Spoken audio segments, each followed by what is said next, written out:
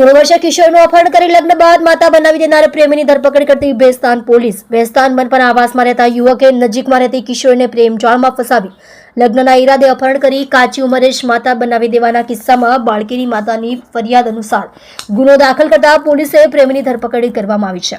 Safari complex પાછળ સ્થિત મનપા આવાસમાં રહેતા ઇન્દ્રજીત પૃથ્વીરાજ કઢરે ઉંમર વર્ષ 25 છૂટક મજૂરી કામ કરે છે. ઇન્દ્રજીતે 2 વર્ષ અગાઉ આવાસમાં રહેતી એક 16 વર્ષીય કિશોરીને પ્રેમ જાળમાં ફસાવી હતી. બંનેના પ્રેમ સંબંધ અંગે કિશોરીની માતાને જાણ થતાં તેણીને લઈને વતનમાં લઈ ગઈ હતી.